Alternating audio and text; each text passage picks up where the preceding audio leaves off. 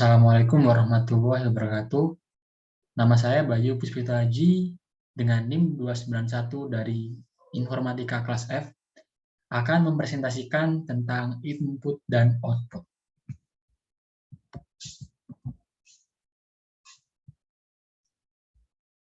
Sebelum itu kita akan membahas tentang definisi input. Input adalah semua data dan perintah yang dimasukkan ke dalam memori komputer untuk diproses lebih lanjut oleh prosesor. Nah, input adalah bagian dari sistem komputer. Dengan adanya input, maka sistem komputer akan berjalan sesuai dengan keinginan. Lalu, apa sih pentingnya input dalam sebuah komputer? Sebelumnya, kita harus mengetahui apa itu sebuah perangkat input.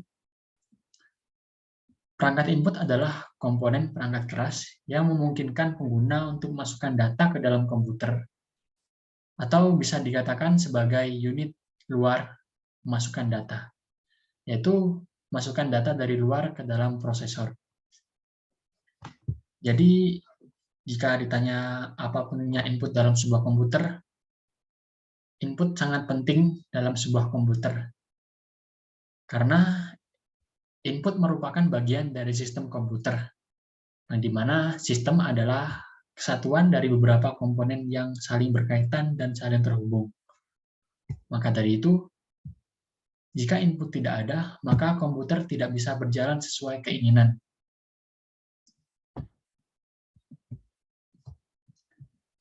Selanjutnya kita akan bahas fungsi input. Fungsi input sendiri adalah sebagai media untuk memasukkan data dari luar ke dalam suatu unit prosesor, yaitu untuk diolah dengan tujuan menghasilkan informasi yang diperlukan. Selanjutnya kita akan membahas tentang apa itu input, apa itu output.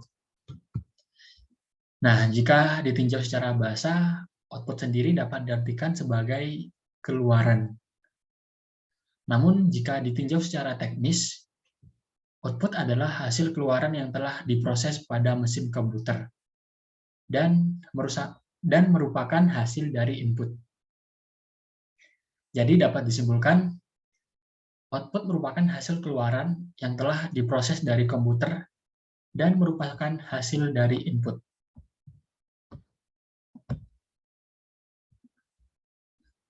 Lalu jika ditanya juga apa pentingnya output sih pada komputer, apakah sepenting input? Nah, output sendiri adalah merupakan keluaran dari data yang telah diproses oleh komputer dan berasal dari input.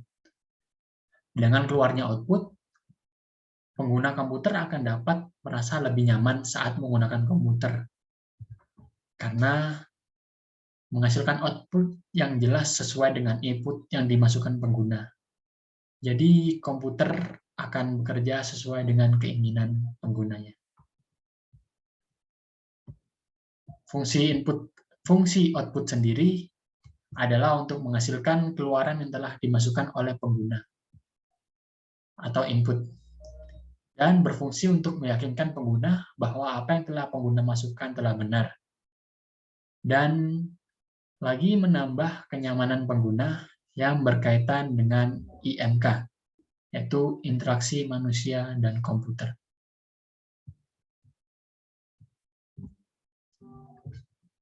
Berikutnya kita akan membahas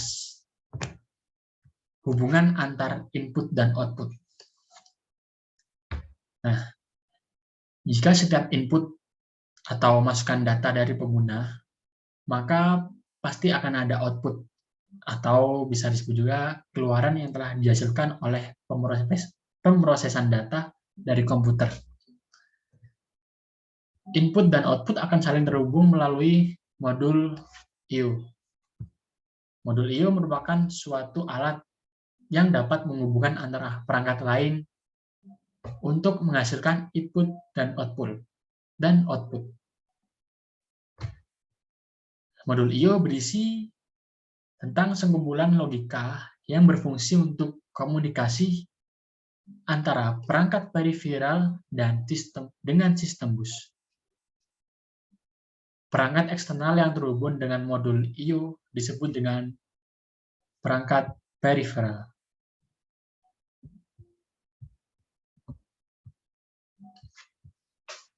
Apa sih fungsi modul I/O itu sendiri? Nah, yang pertama, fungsi modul I/O adalah sebagai kontrol dan timing, yaitu sebagai pengatur aliran data antara resource internal, yaitu adalah CPU dan memori, dengan device eksternal. Contoh prosedur transfer data dari device ke CPU. Pertama ada, yaitu CPU memeriksa status device melalui modul I/O.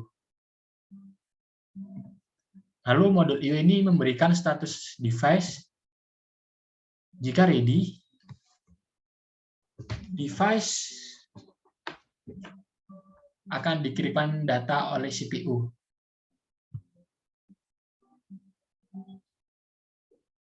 Maaf, ralat. CPU meminta agar device mengirimkan data. Lalu modul I/O menerima data dari device. Dan yang terakhir, modul I/O mengirimkan data ke CPU. Yang kedua, fungsi modul I/O adalah sebagai CPU communication. Yaitu ringnya adalah sebagai media komunikasi dari CPU menuju device eksternal. Contoh prosedurnya adalah yang pertama, mendekode perintah atau komen dari CPU. Yang kedua, menjadi media untuk pertukaran data. Yang ketiga, melaporkan status device. Dan yang keempat, memeriksa atau mendekode alamat yang dikirimkan oleh CPU. Fungsi modul I/O yang ketiga adalah device communication, yang artinya berfungsi sebagai media komunikasi dari device eksternal menuju CPU. Contoh prosedurnya adalah yang pertama, meneruskan perintah atau komen dari CPU ke device, lalu meneruskan status dari device ke CPU, dan meneruskan data dari device ke CPU. Yang keempat, fungsi modul I/O adalah sebagai data buffering, yang artinya sebagai penampung data sementara, baik dari CPU atau memori, maupun dari device. Contoh prosedurnya adalah pertama, data dari CPU. Data dari CPU itu langsung jika menampung data dari CPU. Langsung ditaruh di buffer, diberikan ke device sesuai dengan kecepatan atau daya serap device. Yang kedua, jika melakukan data buffering dari device, yaitu dikumpulkan dulu di buffer, setelah periode tertentu baru dikirimkan ke CPU. Yang kelima, fungsi modul I/O sendiri adalah sebagai error detection, yaitu berfungsi sebagai pendeteksi kesalahan yang ditimbulkan oleh device. Misalnya, kesalahannya seperti paper jam, kertas habis, yaitu printer, bad sector seperti hard disk, dan lain-lain. Tadi paper jam. Contoh metode deteksinya adalah bit parity. Hierarki pengelolaan perangkat I/O. ada interrupt handler. Interupsi adalah suatu peristiwa yang menyebabkan eksekusi satu program ditunda dan program lain yang dieksekusi. Yang kedua, interrupt adalah sinyal dari peralatan luar dan permintaan dari program untuk melaksanakan suatu tugas khusus. Jika interupsi terjadi, maka program dihentikan dahulu untuk menjalankan rutin interupsi.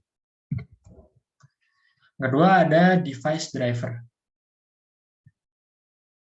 Setiap device driver menangani satu tipe peralatan.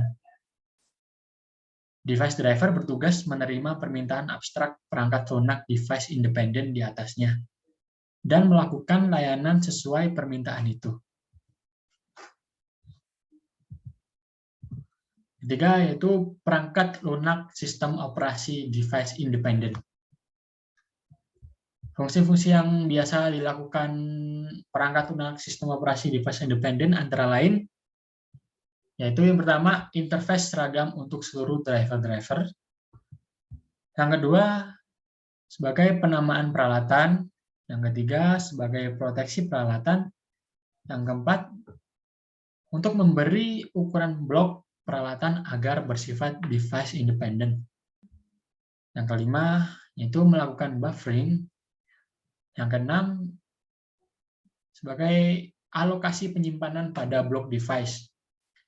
Dan yang ketujuh, sebagai alokasi pelepasan dedicated device 8.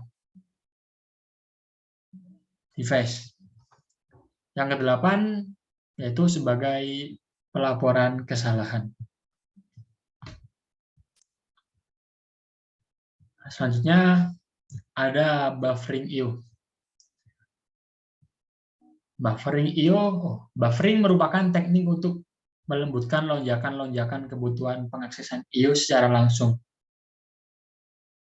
Buffering adalah cara untuk meningkatkan efisiensi sistem operasi dan kinerja proses-proses. Selanjutnya kita akan membahas tentang pengaksesan modul I/O.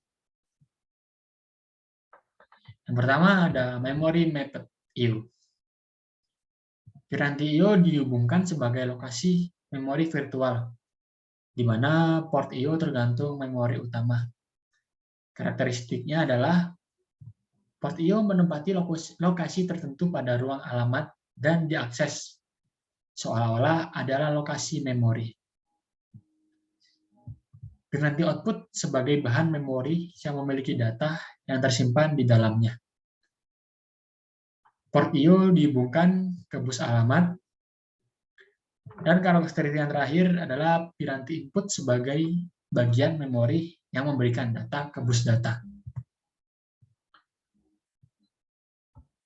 Yang kedua ada I/O mapped atau I/O mapped I/O atau bisa disebut juga I/O isolasi I/O.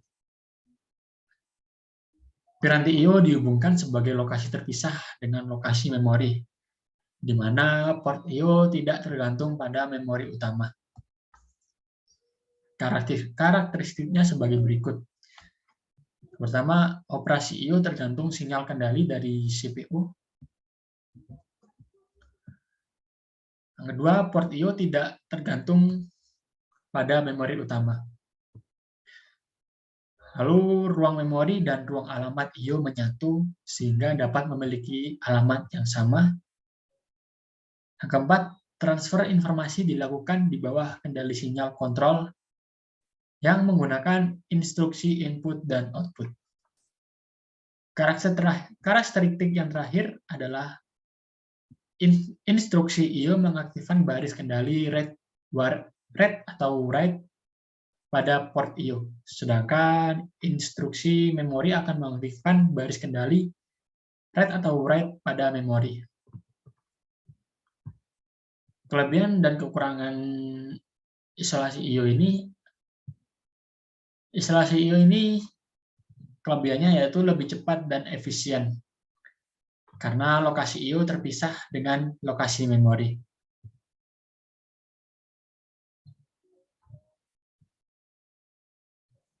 Sedangkan kekurangannya yaitu instalasi I/O ini mempunyai keterbatasan jumlah instruksi yang dapat digunakan untuk operasi I/O. Contoh alat input dan output. Contoh alat input sendiri adalah ada mouse, ada keyboard, ada joystick, mikrofon, dan kamera. Sedangkan untuk alat output sendiri yaitu ada speaker, printer, dan monitor. Sekian dari saya, kurang lebihnya mohon maaf. Mohon maaf karena ada kesalahan kata dan selebihnya mohon maaf. Jika ada gelas yang pecah, jangan dimasukkan ke hati. Jika ada kata-kata yang salah, jangan dimasukkan ke hati.